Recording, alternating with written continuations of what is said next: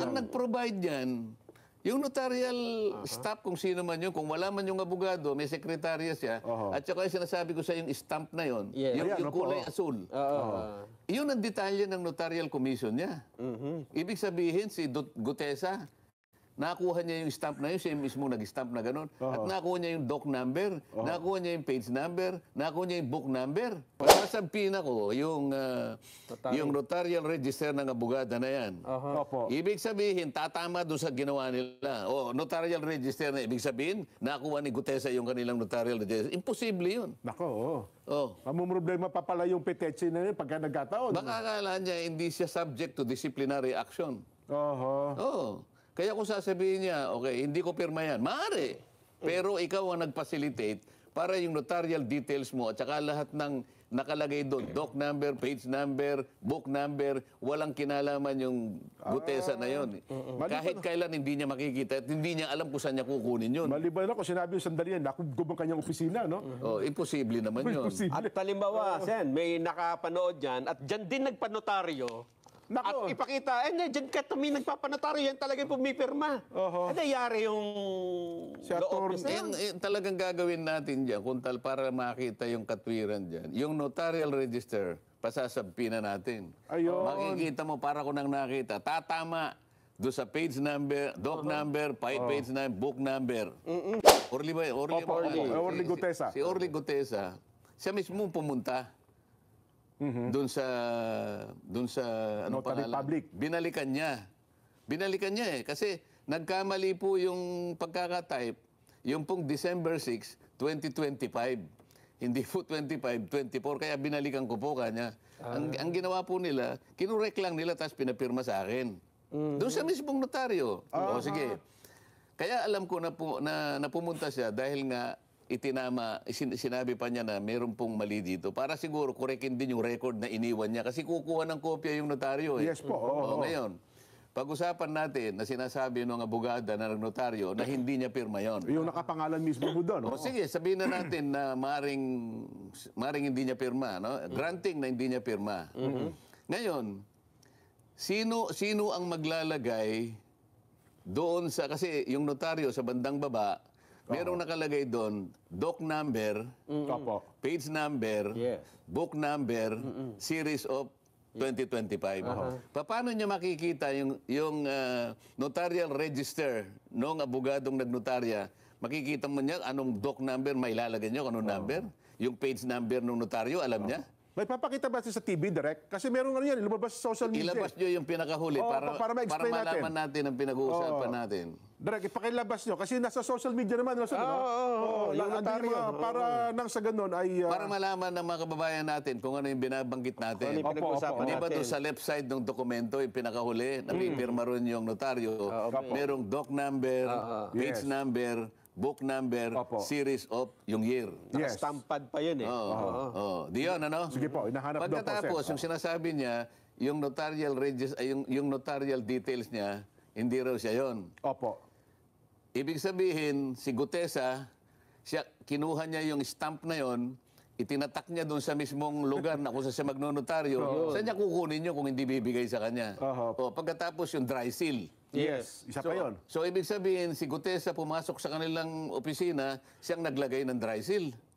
Kung yun ang pagbabatayan natin batay sa kwento nila. Paano magagawa nung Gutesa? So, ibig sabihin, sila rin ang gumawa nun. Ngayon, kung sino man yung pumirma doon at hindi nga siya, pananagutan ng abogado yun. Sana mapakita para malinaw.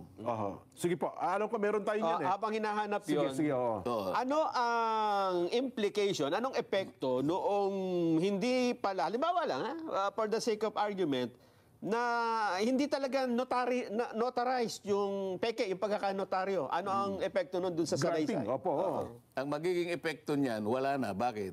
Kasi subsequent to that event, si Gutesa humarap sa komite.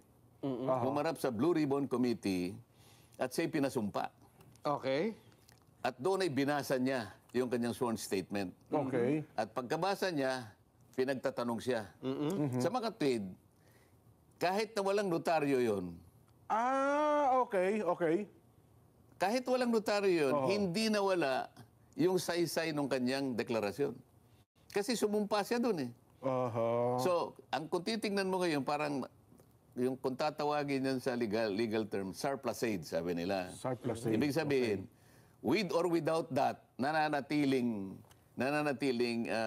balido Yung kanyang yung salaysay niya. Dahil nga, sa katotohanan, na sumumpa siya. Sumumpa siya sa harap ng Blue Ribbon Committee.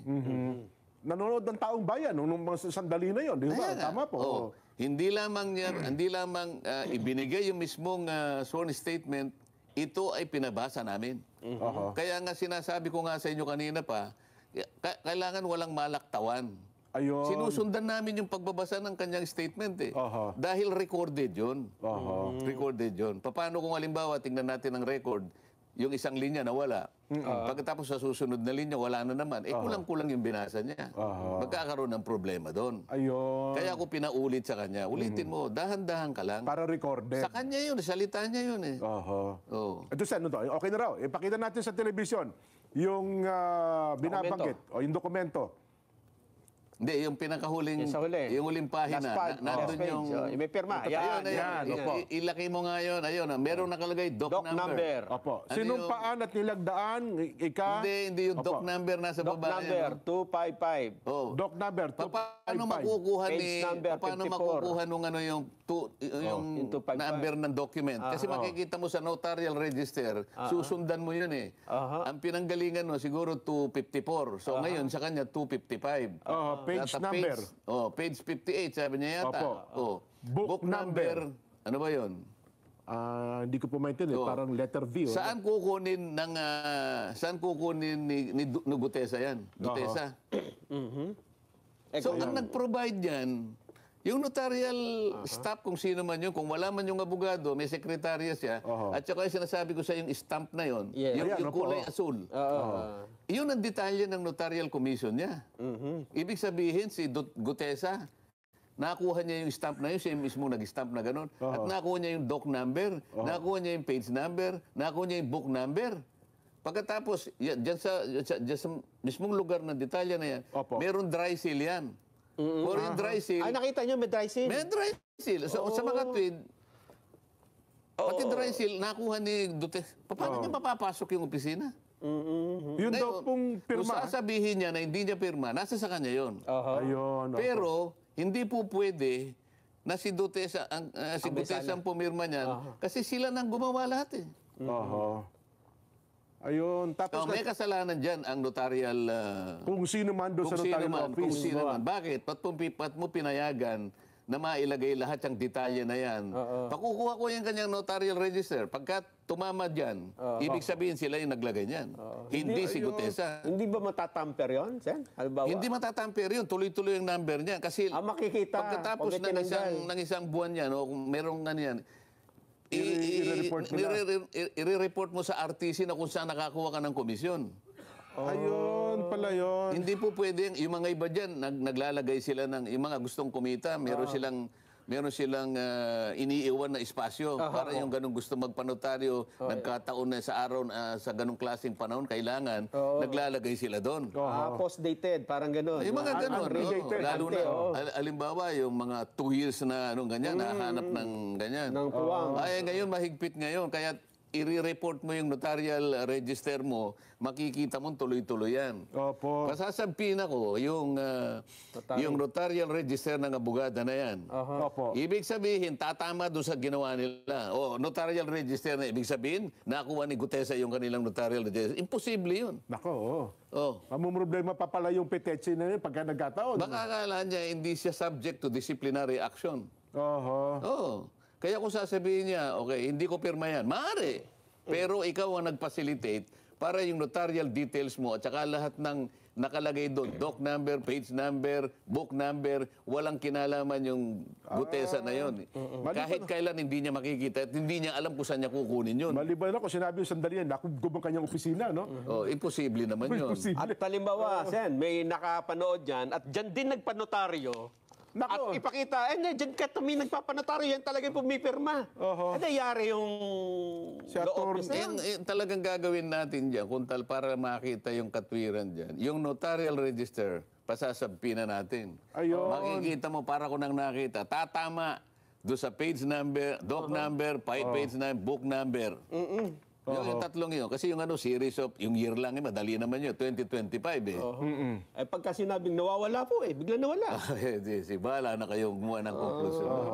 So, kabida natin, halimbawa, talagang yung pirma doon. Kasi meron siyang pirma eh. Kung hindi ba nakuha natin ng staff natin? Pagkaraniwan kasi yung mga staff, kasi kung minsan wala yung basta Wala yung abogado mismo. i-ano lang sa kanya, Viber mo nga sa akin lang, babasahin ko, kanya gano'n. Pag binasa niya, okay naman sa kanya. O sige kanya, inotaryo mo.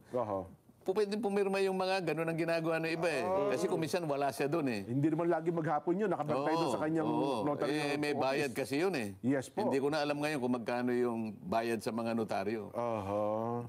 Ang sabi ng isang senador, hindi ko na babanggitin para hindi na kayo mag-away-away, kung mapapatunayang nating peke ang notaryo, mawawalan ito ng bisa at bababa ang kredibilidad ng testigo. Sinabi ng isang senador. Oo. Sinabi niya. Ano yung senador? Abogado, Abogado po ito. senador na abogado. Abogado. Sige po. Oo. So, paano po yun, Sen? Baka siyang bumaba ang kalidad. Kasi, hindi ba niya alam, nandun kami, ewan ko kung nandun siya, no? Pero ang sinasabi ko, sumumpa yung witness. Okay. Si Gutesa. So ano man yung pagkukulang, halimbawa, aminin na natin kunwari lang, granting na talagang hindi yung pumirma, granting na nakuha ni Gutesa yung pangtatak. Yung, Siyam na meke. yung stamp. Pagkatapos nakuha pa niya yung notarial register na nakatago Pati yung mga numero. Makapal na libro, journal yun eh. Opo. I-assume natin na alam niya kung saan niya kukunin yung number. Siya yung naglagay, ano? Pagkatapos nakuha niya yung dry seal, at siya yung naglagay ng dry seal. Okay? O di peki talaga, no? Kaya lang sumumpa nga siya. Humarap siya sa committee. Pagkatapos, binasa niya yung kanyang sworn statement. At pagkatapos nun, in-interpellate siya. Pinagtatanong pa po siya doon. Buong bansa ang nakikinig. Parang, ang ibig lang sabihin nun, nawala na, kay notaryo wala. Sa hindi. Doon na napunta eh. So, Kaya yung curative effect nung nandun na yun. Kaya wag mo sasabihin na nawalan ng visa yung... Kung halimbawa, private document lang, halimbawa, deed of sale, baka sakaling maniwala ako. Hindi naman na subject sa ano yun eh. Ito merong committee eh. Ayun. Di ba? So kung pumunta doon, halimbawa, natapos po siya ng kanya pinanotaryo, wala rin diferensya yun, Sen. Natapos siya. Walang notaryo. Sinabi nyo, pwede ba yung statement mo, ipanotaryo nyo after nung siya humarap sa pagdinig? Oo, kung kakailanganin pa. At para lamang lahat ng nagdududa masatisfy kahit hindi na kailangan. Sige, panotaryo nyo uli. Wala namang problema kung panotaryo mo. Ayun pala ang ibig sabihin noon.